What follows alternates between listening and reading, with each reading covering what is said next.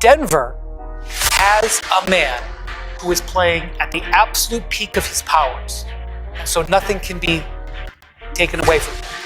And Denver has the number 2 defense in the league. Look out. For 5 straight years, the Denver Nuggets have delivered pure offensive brilliance. Jokic to Gordon. And a 360 spin. For 5 straight seasons, the Denver Nuggets have lived in the NBA's offensive elite. Top 6 every single year. When you build around the best defensive hub in basketball, Nikola Jokic, a man who casually drops 55 or stumbles into a triple-double, you expect greatness. Denver's identity was simple: motion, movement, chemistry, and a system no one could truly solve. But the Nuggets were never a defensive powerhouse. That just wasn't who they were. Yet here we are in November 2025, and something unbelievable is happening. Denver isn't just winning, they're suffocating teams. Opponents aren't simply missing shots, they're gasping for air against the league's top-rated defense. This is not the Denver Nuggets we've known for half a decade. So the question is obvious: what changed? How did a team you always had a chance to outscore suddenly become a fortress no one can break? For years, the Nuggets were defined entirely by offense. In 2020 to 21, they ranked 6th with a 116.3 offensive rating. Even through major injuries the following season, they stayed inside the top 10.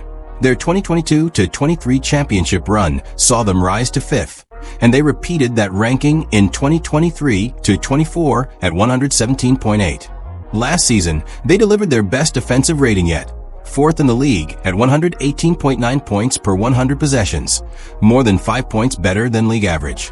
That kind of year-to-year dominance reflects a finely tuned system powered by Jokic's genius, unselfish ball movement, and impeccable timing. For half a decade, Denver was an offensive machine operating with a rhythm almost impossible to disrupt. But their strength always came with a glaring weakness.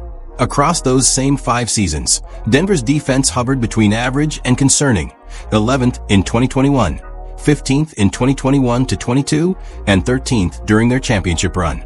The issues became undeniable last season when they slipped to 21st in defensive rating, their worst mark in 5 years. They allowed 1.4 more points per 100 possessions than league average, and the regression finally caught up to them in the playoffs. Against the Oklahoma City Thunder, Denver's offense collided with a defense that was younger, longer, and more disciplined. OKC forced the Nuggets into a brutal 7-game war and ultimately shut the door, not because they were more skilled, but because they were tougher on the defensive end. If Denver had matched even a fraction of that intensity, the outcome might have been completely different. That failure became the catalyst for organizational change. The Nuggets made the difficult decision to part ways with longtime head coach Michael Malone and elevate David Adelman, formerly the architect of their offense. The message heading into the 2025-26 season was unmistakable. Defense could no longer be optional, and something truly feels different. Adelman has installed a new philosophy, one built on accountability, versatility, and constant disruption. The Nuggets' off-season moves reflected that renewed focus. During training camp and preseason, players talked openly about ramping up their physicality and embracing a defensive scheme designed to impose pressure instead of simply reacting. Denver didn't just tweak their identity, they rebuilt it. Zion back in, you might have noticed him. And what a block from behind by Watson. Two in a row. Head coach David Adelman summed it up better than anyone during the preseason. He didn't give a complicated schematic explanation or a long speech about philosophies. He kept it simple. It's just, do you want to do it? That's the heart of Denver's new identity. He knows his team has the bodies, the length, the athleticism, and the depth to defend at an elite level. For him, it's not a matter of whether the players are capable. It's about whether they're committed. He went on to say, I would love to see our defense get better. If our offense takes a little step back, we'll be fine. With the depth we have, there's no excuse not to play extremely hard. Put your hands on people. Don't worry about foul trouble like we've had to in the past. It's a different way of looking at the game, and we have to demand it every day. Fast forward to the start of the regular season, and those words aren't just quotes. They're showing up as results. Through the first 11 games of the 2025-26 season, the Denver Nuggets look sharper, more aggressive, and more connected defensively than they've been in years. This is not the same Nuggets team people have grown accustomed to. They currently own the league's third-best defensive rating at 111.1, sitting right behind the Oklahoma City Thunder and the Detroit Pistons. They also rank 5th in points allowed per game, giving up just 111 points on average. And if you zoom in further, the signs are even more promising. In their recent stretch of wins against the Warriors, Pacers, Kings, and Clippers, Denver has held opponents to an average of just 107 points. Yes, Golden State was missing Steph Curry. And yes, the Pacers were without Tyrese Halliburton. But context or not, the intensity is different. The physicality is different. The attention to detail is different. The Nuggets are playing harder and smarter on defense than at any time in the last half-decade. Adelman's demands aren't just coach speak. They're turning into something real. To understand why Denver's identity is shifting, you have to look at the massive change behind the bench. When the Nuggets fired longtime head coach Michael Malone late last season, just a few games before the playoffs, it stunned the entire league. Malone wasn't just any coach. He was the winningest coach in franchise history, the architect of the team's culture, and the man who guided them to their first NBA championship. His firing immediately raised one huge question: who in the world could replace him? The answer was David Adelman, a respected but somewhat under-the-radar assistant who'd spent 8 years quietly shaping Denver's offensive structure. People expected continuity, stability, a steady hand guiding the existing system. Instead, they got a coach who was ready to reshape the team from the inside out. During his 17-game stint as interim head coach, Adelman showed a side very few expected. His calling card had always been offense, but in those final weeks of the season, he started tinkering with the defense, tinkering in ways Malone never would have. He experimented with defensive schemes. He forced the team out of its comfort zones. In one key late-season win, he had Nikola Jokic operate in drop coverage rather than playing up at the level of the screen, a major departure from Denver's long-term defensive blueprint. Later in the playoffs, he threw out various zone alignments to disrupt the Thunder's explosive offense, a strategy that almost worked, pushing OKC to a nail-biting 7-game series. Those adjustments made something crystal clear. Adelman wasn't content with running Malone's system. He wasn't trying to copy and paste the past.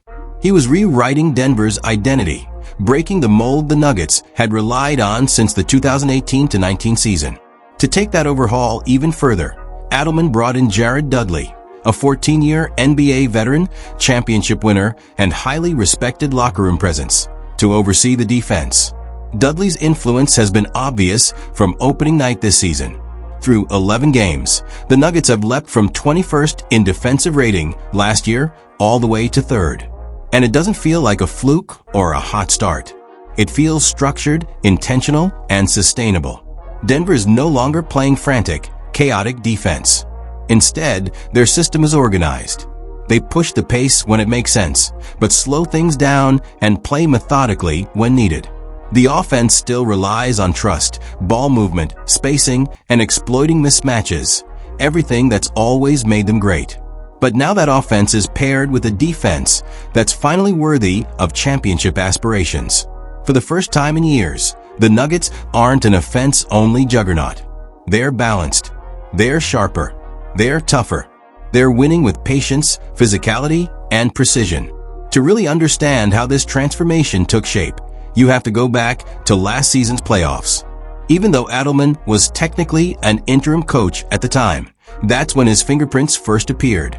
He mixed in more zone looks. He pressed full court in short bursts against the Clippers. He threw junk defenses, hybrids, box-and-ones, switching zones at Shai Gilgeous-Alexander to try to disrupt Oklahoma City's rhythm. With Dudley coordinating, Denver's defense started looking noticeably different than anything from the Malone era. For years, Denver's base defensive coverage revolved around Nikola Jokic playing at the level of a screen. Whenever the opposing center set a pick, Jokic would step up aggressively to meet the ball handler. In his early years, this scheme helped mask his lack of vertical rim protection while maximizing his quick hands and high basketball IQ. It kept him engaged. It disrupted star players. It forced opponents into uncomfortable reads. But after 7 seasons, the rest of the league adapted. Big men learned to slip screens earlier. Ball handlers grew comfortable manipulating Denver's rotations. Wings started finding open pockets before help could arrive. What once gave the Nuggets a huge edge gradually became their biggest defensive liability. That's why this season looks so different. Denver's defensive structure isn't rigid anymore. It's adaptable. The Nuggets tailor their coverages to Jokic's strengths and to matchups on the floor. Some nights call for him to play higher up. Others demand deep drop coverage. The difference is that he no longer has to chase quick guards 25 feet from the basket on every possession. Instead, Denver's guards and wings shoulder more responsibility at the point of attack, allowing Jokic to operate close to the rim. In this system, Jokic becomes the anchor, not in the traditional shot blocking sense, but as a cerebral defensive quarterback. He manipulates spacing, reads passing lanes, and influences decisions. He's not trying to be faster than guards. He's trying to outthink them. It's less physically taxing and more strategically effective when paired with the right personnel. That's where Denver's wings come in. Players like Christian Braun and Peyton Watson now carry the burden of pressuring the ball, fighting through screens, and dictating the flow of opponent possessions. The Nuggets have emphasized defensive physicality to their entire wing rotation, something they've lacked since their championship run. That new physicality? It's not random. Denver borrowed it directly from the defending champion Oklahoma City Thunder, a team built on suffocating perimeter pressure. OKC mastered the art of nearly fouling, playing right up to the edge of what refs will tolerate without crossing the line. Their defense collapsed the paint, recovered with perfect timing, and forced teams into rush decisions. Alex Caruso personified this in last year's playoffs, giving Jokic and Denver fits with his non-stop energy. This year, Denver's wings are clearly modeling that approach. They play with active hands. They choke off driving lanes. They make ball handlers uncomfortable from the jump. Last season, the Nuggets were near the bottom of the league in opponent turnover rate. Now, they're forcing more mistakes, getting into passing lanes, and generating opportunities that fuel their elite offense. Of course, you can't play this hard for all 82 games without pacing yourself. Adelman knows that.